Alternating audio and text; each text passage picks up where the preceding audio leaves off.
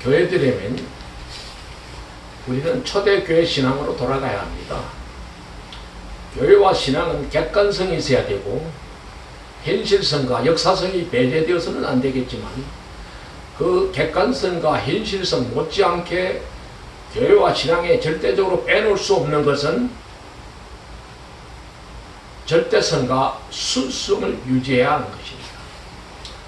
교회의 존재 목적과 교회의 설립 목적은 교회 자신을 위한 것이거나 설립자나 목회자 자신을 위한 것이 아니라 하나님의 영광과 세상의 많은 영혼들을 구원하기 위한 것입니다.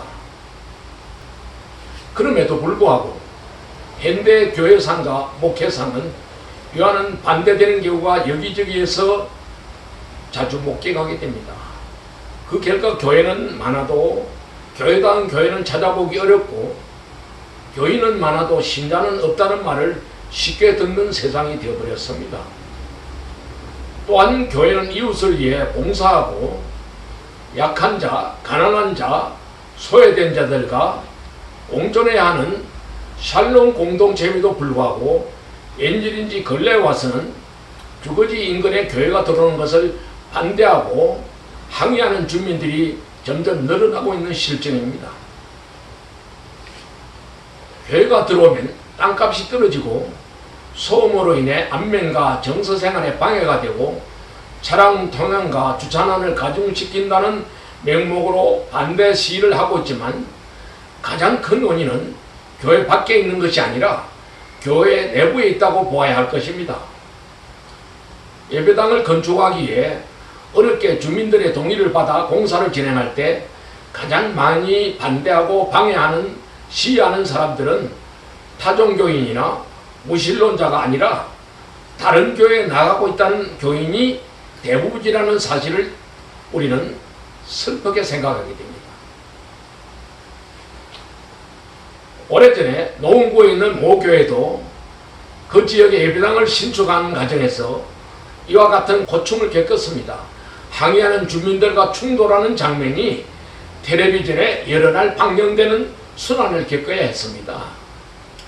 언제부터 우리 한국교회가 이토록 심각할 정도로 집단 유기주의로 변했는지 놀라지 않을 수가 없습니다.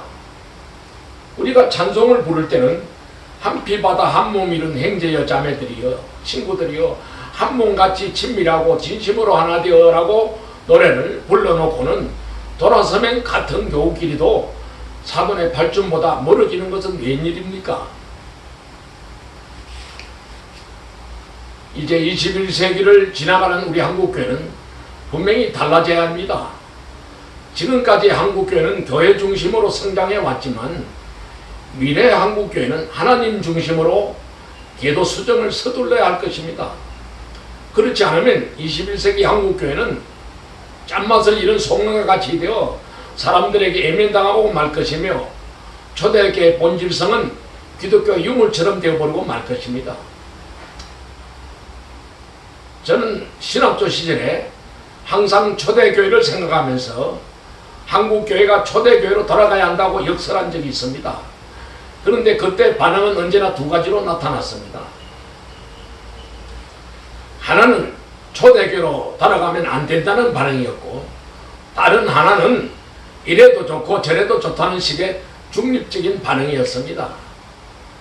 돌이켜 생각해보면 반대 표시를 했던 분들은 저의 말하는 뜻을 잘못 알아들었기 때문입니다. 중립을 택했던 분들은 이미 기성교에 동화되어 버려서 더 이상 변화를 포기한 때문인 것으로 생각이 됩니다. 성경 여러 곳에 교회의 다양한 모습이 있지만도 사도행전의 초대교회처럼 적나라하게 교회의 실상을 보여주는 것은 찾아볼 수 없습니다. 그럼에도 불구하고 초대교회를 이해하지 못하고 동경하는 마음도 없이 목회를 하겠다고 하는 것은 알 수 없는 일입니다. 여기에는 어려운 설명도 필요하지 않습니다. 신학적인 해석도 필요하지 않습니다. 초대교회는 인종도 국경도 정책도 헌법도 없었습니다. 그러나 거기에는 참 사랑이 있었고 거기는 하나님의 생명이 있었고 거기에는 섬김이 있었고 나눔이 있었고 너와 내가 아닌 우리 모두가 있었습니다. 그리고 복음이 있었고 성령의 임재가 있었고 하나님의 역사가 있었습니다. 이보다 더 멋지고 더 자랑스러운 교회는 어디에도 없습니다. 다른 종교는 말할 것도 없지만 우리 기독교는 정말 이 모습을 회복해야 됩니다. 그래서 우리는 초대교회를 허무하고 있는 겁니다. 이제 한국교회는 초대교회를 모델로 삼고 제2의 초대교회를 구현해야 할 때가 온 것입니다.